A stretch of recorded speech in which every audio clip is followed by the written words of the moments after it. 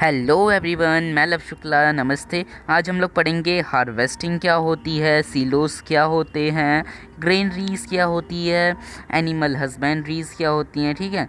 और भी हम लोग विनोइंग, थ्रेसिंग, इन सब प्रोसेसेस को ब्रीफली समझेंगे। सो बेसिकली मैं लव शुक्ला आज आपको क्लास 8 का chapter first which is crop production and management को पढ़ाने जा रहा हूँ। ओके, ये मेरी वीडियो का थर्ड पार्ट है। आप फर्स्ट और सेकंड पार्ट मेरी वीडियो में मतलब मेरे चैनल में जाकर देख सकते हैं। सबसे पहले हम लोग अब चैप्टर स्टार्ट करते हैं। अब हार्वेस्टिंग होता क्या है? Harvesting is a crop is important for task the cutting of crop after it is mature is called harvesting. अब मैच्योर का पहले मीनिंग देख लेते हैं। मैच्योर का मतलब क्या होता है?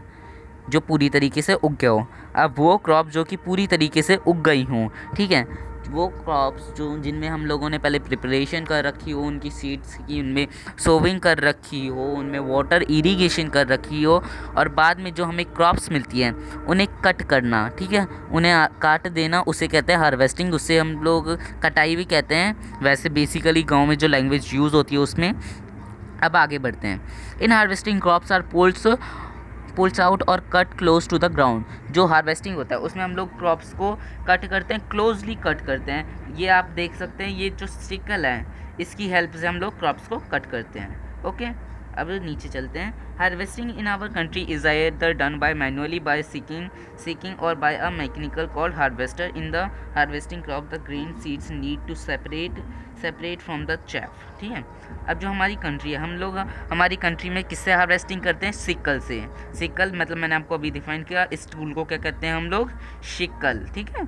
इस टूल को कहते हैं सिकल, और इसके थ्रू हम लोग क्या करते हैं? हार्वेस्टिंग करते हैं, ठीक है। अब नीचे पढ़ते हैं। जो in harvested crops the grain seeds need to be separate from chaff. हम जो ग्रेन सीड्स होते हैं हमें उन्हें सेपरेट रखना चाहिए, मतलब अलग रखना चाहिए चैफ से, ठीक है। और वो उस प्रोसेस को हम लोग क्या कहते हैं? जिस प्रोसेस में हम लोग चैफ को ग्रेन से अलग रखते हैं उस प्रोसेस को कहते हैं थ्रेशिंग, ठीक है। वो प्रोसेस होता है जिस प्रोसेस में हम लोग चैफ को अलग रखते हैं, किससे? हार्वेस्टेड क्रॉप से। उसे कहते हैं क्या? थ्रेशिंग। नीचे चलते हैं। This is carried out by the with the help of machine called combined. ये किसकी हेल्प से होता है? एक मशीन जिसका क्या नाम है? कॉम्बाइंड की हेल्प से। अब नीचे चलते हैं। Farmer with a small holding of land do the separation of grain and chaff by winnowing.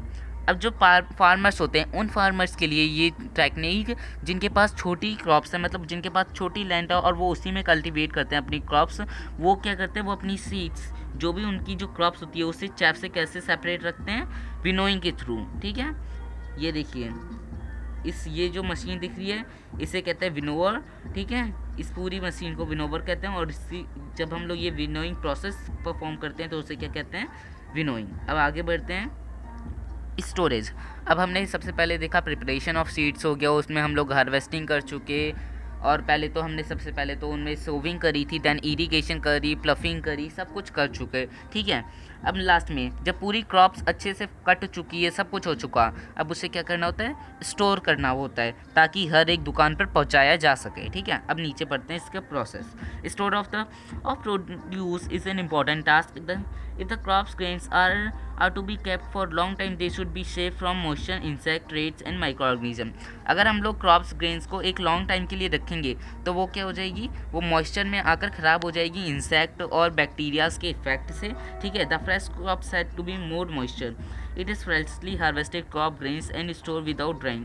ये फ्रेश क्रॉप्स होती है तो हमें इन्हें ड्राई कर रखना चाहिए पहले से ही, ठीक है। नीचे देख ले, नीचे क्या लिखा हुआ है। अब फार्मर स्टोर, नीचे चलते हैं। Farmer store grain in jute bags और मेटालिक बीन्स। अब जो फार्मर्स होते हैं वो अपनी ग्रेन्स को किस में स्टोर कर रखते हैं? जूट बैग्स और मेटालिक बीन्स में। Large scale storage of grain is done by silos और ग्रेनरीज। अब देखिए, जो फार्मर्स होते हैं वो किस में स्टोर कर रखते हैं क्रॉप्स को? अगर आप कभी राशन वाले की दुकान पर गए होंगे तो आपने ये ज़रूर नोटिस किया होगा, जो सारी भी गेहूं होता है वो किस में होता है? इन बोरियों में होता है, ठीक है। अब इनमें जब जो फार्मर्स होते हैं वो अपनी क्रॉप्स किस में स्टोर करते हैं, इन चीज़ों में स्टोर करते हैं, ठीक है, ताकि उनकी क्रॉप्स ख़राब ना हो जाए। सो उस प्रोसेस को जब फार्मर्स अपनी जो क्रॉप्स हैं उन्हें लार्ज नंबर में स्टोर करके रखते हैं, उसे क्या कहते हैं हम लोग, सिलोस और ग्रेनरीज। अब ये क्या करते हैं, इनका वर्क क्या होता है, they protect from pets like rats and insects. ये इन्हें क्या किससे प्रोटेक्ट करते हैं, पेट्स और इंसेक्ट्स से वो प्रोटेक्ट करते हैं, ठीक है। अब नीचे चलते हैं, नीचे क्या दे रखा है, during neem leaves are use for storing food grains at home. Neem leaves भी, नीम का जो पेड़ होता है उसकी लीव्स भी यूज़ होती हैं for storing large quantity of grains in a big godowns. Specific chemical temperature are required to protect them from the pest and microorganisms. अगर हम लोग लार्ज नंबर में स्टोर कर रहे हैं उन चीज़ों को, हमें क्या क्या करना है, उसमें केमिकल्स को भी यूज़ करना पड़ेगा ताकि वो ख़राब ना हो जाए। एक बार इस टेबल पर भी नज़र डाल लेते हैं एक बार, ठीक है। अब यहाँ पर क्या है, फूड फ्रॉम एनिमल्स, इससे छोड़िए। अब क्या है, make the following table in your note book and complete it. अब इसे कंप्लीट करना है। सो हमें जानवरों से क्या क्या मिलता है, ये सब चीज़ें हैं। मिल्क तो मिलता ही मिलता है, ठीक है, और क्या मिलता है, मीट भी मिलता है, कुछ लोग नहीं खाते हैं और कुछ लोग खाते भी होंगे, ठीक है, मीट मिलता है। अब नीचे चलते हैं, नीचे क्या दे रखा है, इसमें यही फिल करना है कि हमें एनिमल से क्या क्या चीज़ें मिल रखी हैं, 4 चीज़ें बतानी है, एक बता रखा है उसने। अब आगे बढ़ते हैं। After completing this table you must have seen that like plants animals also provide us different kinds of food. Plants के बाद एनिमल्स वो जानवर है जो कि हमें different type of food provide करता है। Many people live in coastal areas consume fish as much part of their diet. जो कोस्टल एरियाज होते हैं जहाँ पर ठंड पड़ रही है, वो लोग वहाँ पर ज़्यादातर लोग क्या खाते हैं, क्या खाते हैं, फिश खाते हैं, जो कि उनकी स्टेबल डाइट होती है। In the previous classes you have learn about the food that we obtain from plants. तुमने प्रीवियस क्लासेस में पढ़ रखा होगा जो हम फूड होता है वो हम लोग प्लांट से लेते हैं, ज़्यादातर फूड हम लोग प्लांट से ही लेते हैं। We have just seen that process of crop production involves a number of steps like selection of seeds, sowing, ठीक है। हमने ये पढ़ा है क्रॉप्स बनाने के लिए हमें बहुत सारे स्टेप्स यूज़ होते हैं, जैसे सिलेक्शन ऑफ बीट्स, ये सारे प्रिपरेशन ऑफ सॉइल, सोइंग, ये सारे डिफरेंट प्रोसेसेस यूज़ होते हैं। Similarly animal reared at home और in farms have to be provide with proper care and shelter and when this is done on a large scale it is called animal husbandry. अब देखिए क्या होता है, जो animal होते हैं उन्हें हम लोग पालते हैं, फार्म्स में पालते हैं, होम में रखते हैं, देखा है ना, एनिमल पालतू जानवर होता है, कुत्ते बिल्ली इन सबको, ठीक है। और उन्हें हम लोग क्या देते हैं, खाना देते हैं, रहने की जगह देते हैं, शेल्टर देते हैं, और क्या करते हैं, उन्हें केयर करते हैं, ठीक है, उनकी केयर करते हैं। जब हम लोग ये सारी चीज़ें एक बहुत बड़े स्केल पर करते हैं तो उसे क्या कहते हैं हम लोग, एनिमल हस्बेंड्री। ये पॉइंट बहुत इंपॉर्टेंट है, ओके।